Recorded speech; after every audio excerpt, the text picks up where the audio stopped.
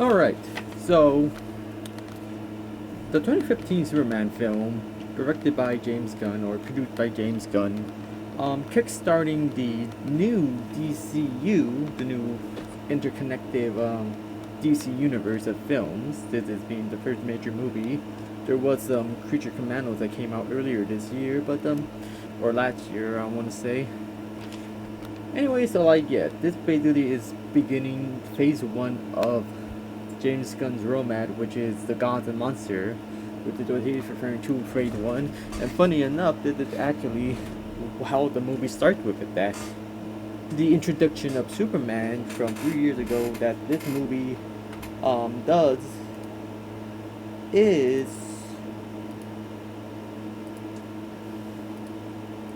is what it's gonna basically kickstart this whole universe. Other than that, it's just a lot of text in the background. Okay, he came back here 3 years ago. That's how they're doing. They're skipping the whole origin story that comes with the territory of like the superhero genre, which is a bit different. I'm personally the kind of guy who doesn't mind origins, even the one have done to like yes, Martha Wayne and Thomas Wayne have both been killed off on and again whenever there's a new Batman. But like I don't really get sick of it because I just don't. It's like I'm used to it at that point, you know.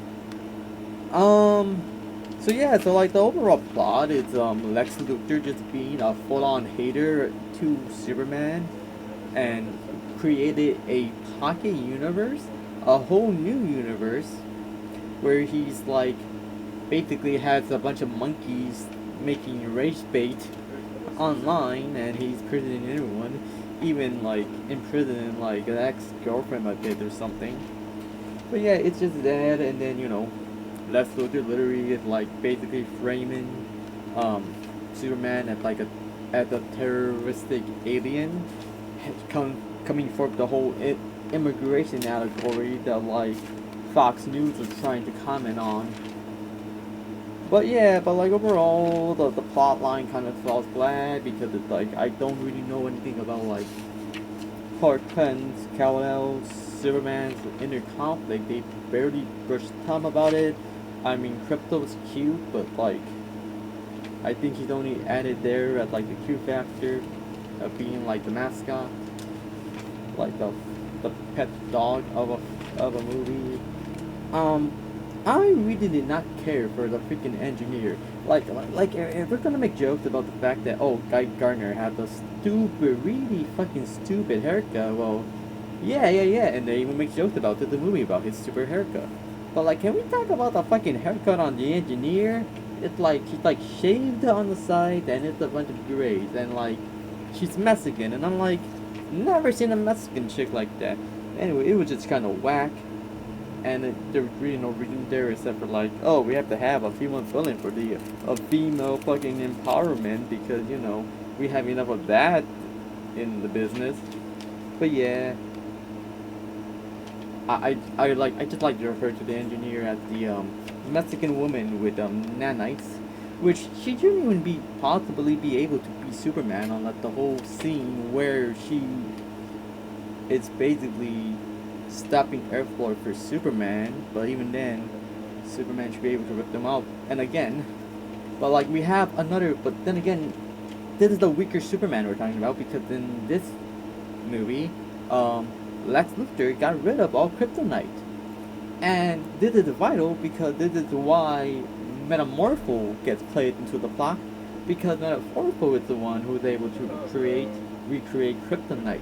So just to keep Superman in the freaking pocket dimension jail cell area.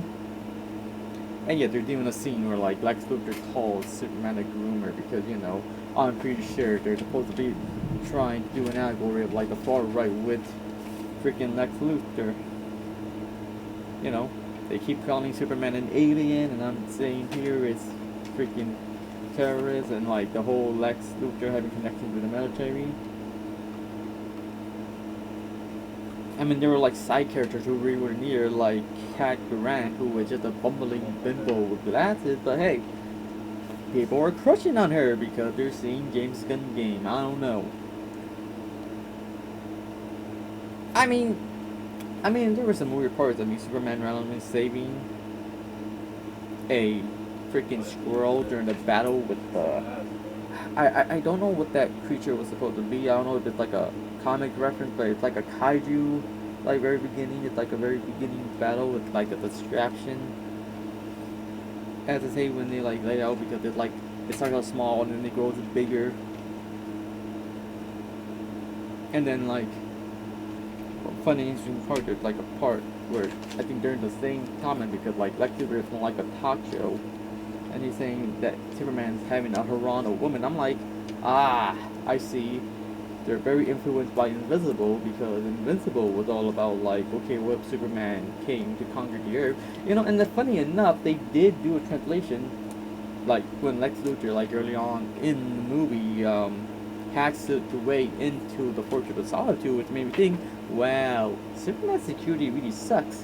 But then, you know, it turns out in the end that like, oh, Ultraman, this Ultraman thing that like Lex Luthor said he created. No, legit. In the beginning of the movie, Lex Luthor says that he created Ultraman and also created the Engineer by giving her nanites. But yeah, we created Ultraman, and Ultraman this whole time was a clone of Superman, evil Superman clone, and that clone Lex Luthor gathered from freaking hair DNA that Superman just left. I so how Lex Luthor knew it was Superman's hair. I don't know. DNA technology and cloning technology always very. It never like they never do a realistic portrayal of what cloning technology will look like. But yeah, that's how Lex Luthor got into the whole lair.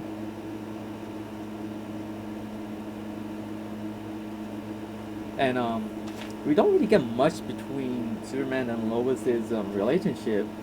We just have one scene where like Lois Lane goes ahead and like I don't know. They told she like it's like criticizing Superman for like always interviewing himself because like Clark Kent interviewed Superman, you know, them being reporters at the Daily Planet, and so Lois Lane goes and like does an interview with Superman, and it goes into the whole like if you know anything about journalism, it freaking sounds like a lot something you would hear in like a journalism class or journalist group.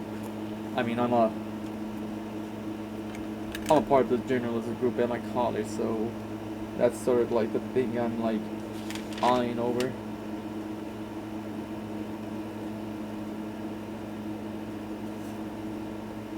Yeah.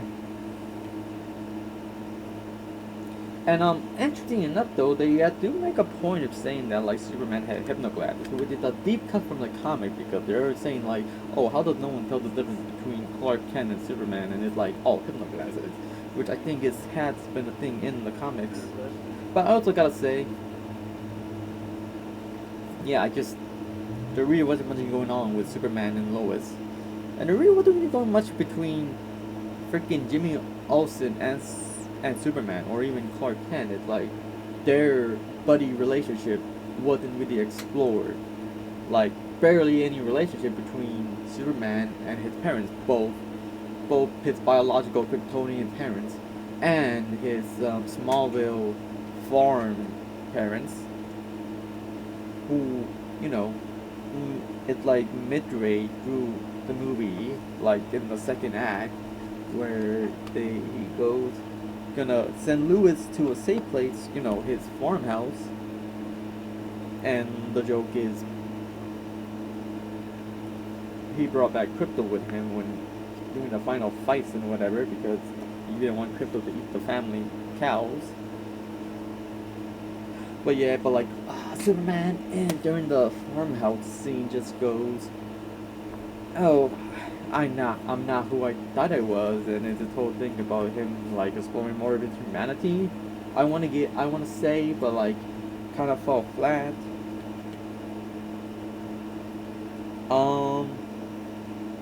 I think of my. Then there's also Hawker who was just. I think they wrote her to be a bit too quirky. Like she was too quirky in the tiny scene that she was in. I don't get it, okay, and like I don't know, but maybe I don't know. there's like 3 versions of like Hawkeye out there. I don't know which one she's supposed to be. Because I'm not really mad that she's Mexican.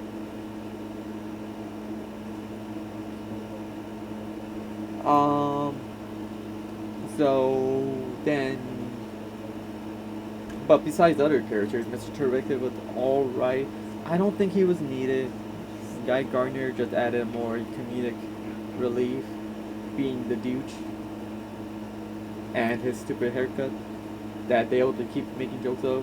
And then for some reason, like Jimmy Olsen has a relationship with freaking Eve, who is like Lex Luthor's assistant, but like she's like a dumb like Dumbo who's always taking selfies and stuff. And somehow Jimmy Olsen ends up backing that somehow, you know, get he's just autistic like that, you know. But yeah, but like overall, the movie was like kind of half baked. I didn't really like it, especially with like the random cameo with Peacemaker in it that really wasn't necessary. Only for like say, hey, James Gunn did saying, hey, Peacemaker is still canon to this universe because I'm the boss now. Yeah, right. This fucking Zoe Bella cuck of a man who always has to give a role to his brother and his freaking wife. But yeah. Oh, and then, you know, they teased freaking Supergirl at the end saying, oh, she was crypto owners this whole time. He was just babysitting while she was out partying on another planet with her Russian son so she can get drunk. Honestly, and I don't really like a Supergirl. Like, I would want it Megan Donnelly. But hey, this is my review of an anti-Elon Musk propaganda movie. So tell me what you guys thought of the movie. I give this movie fucking 2 or 3 stars or whatever. Later.